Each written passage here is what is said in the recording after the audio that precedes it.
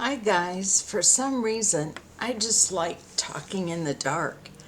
I found out something interesting today. Stray Kitten, if you're out there, I really appreciate your support. I just love you so much.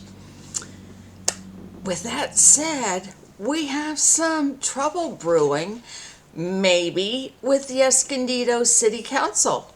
If you watch my channel, you know that I spoke on Wednesday, which was the 23rd, and I was sitting there in the audience, and Consuelo Martinez and Joe Garcia are just giddy over this.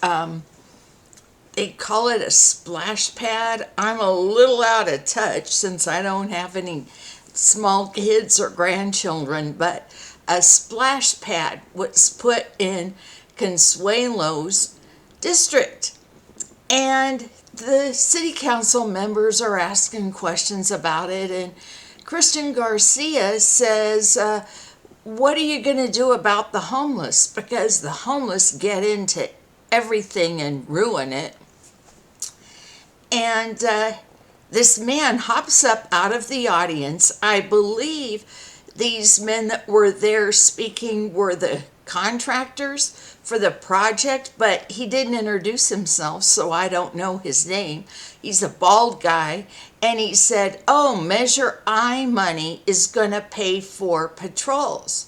Well, Measure I money is voter approved sales tax money that gave the city a 1% raise in sales tax. Here in Escondido, I believe our sales tax is 8.75%, and everywhere else in San Diego it's like 7.75%.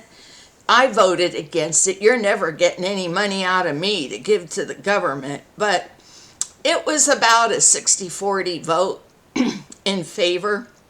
So this guy says, oh, the Measure I money is going to pay for it.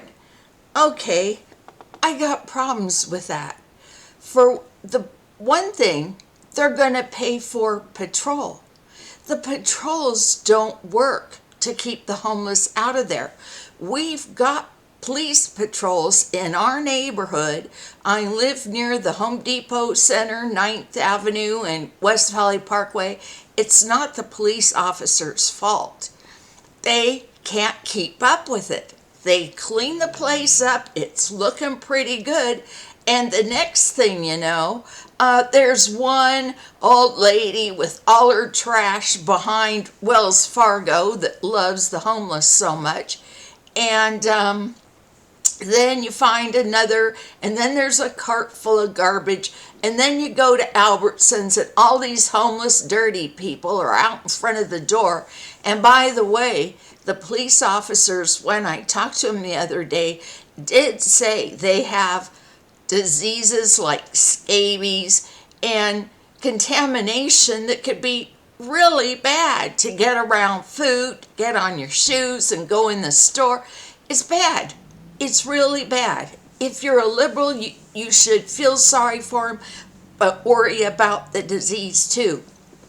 So, in my opinion, these patrols aren't effective in the problem. We need to enforce the law.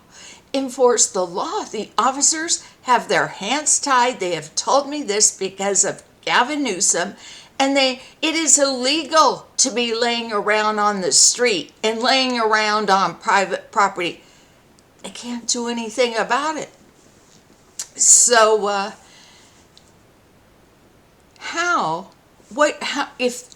if the police officers in my neighborhood do the patrol, why does Consuelo's contractors need Measure I money for the police to patrol in her district?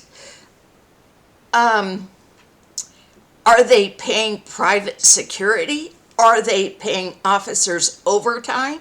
Because as far as I know, the police get their regular pay. The patrol unit, this is their job. Okay, that's number one strange thing. Number two, I have a little article here from Escondido Times Advocate, and it talks about the Citizens Oversight Committee that was formed to dole out this Measure I money, although it has never met and it's not going to meet until August 6th. So how is that bald guy that I assume is the contractor, I don't know who the hell he is because he didn't identify himself like he was supposed to at a city council meeting, and how is he getting a hold of this Measure I meeting before the Citizens Oversight Committee has even met to decide what to do with it?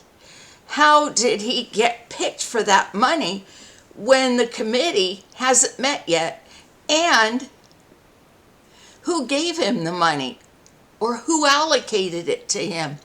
Why do we have an oversight committee if the money is just someone behind the scenes is doling it out? These are questions I would like to have answers as a taxpayer, as someone who is representing the taxpayers. I'm doing these investigations on behalf of the citizens of Escondido, who I think really get shortchanged when it comes to this crew on the city council, who, by the way, have no business acumen. None. Zip. Zero. They, couple of them took the job because no one else wanted it. They literally said that in video. Consuelo and Mayor White said they took the job because no one else wanted it. I want the job because I'm dying to get my hands on the books and figure out where this money is going and what is happening.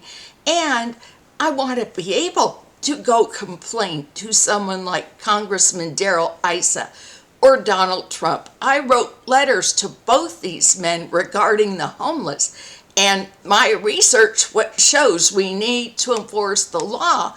And then I see Steve Hilton, who's running for governor, get on Fox News, and what to do about the homeless problem? Enforce the law. Hello. And today, President Trump's order came out, enforce the law. So it seems like I'm on the right track.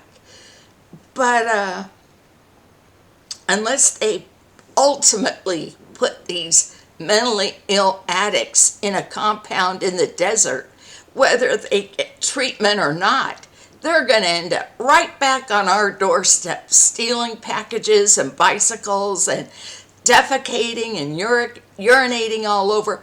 Just imagine these fools in both parties want these people, and they grin because they know so much more than the rest of us. Whether it's Bill Asaley or even Steve Hilton, any of the politicians, they get treatment and it'll all be good.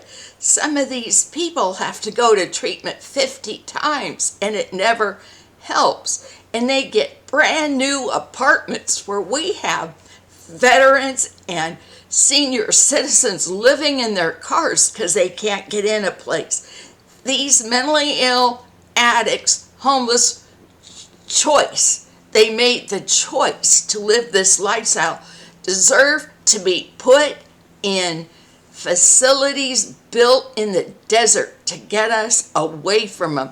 Treatment, and then away you go. We don't want them in our neighborhoods.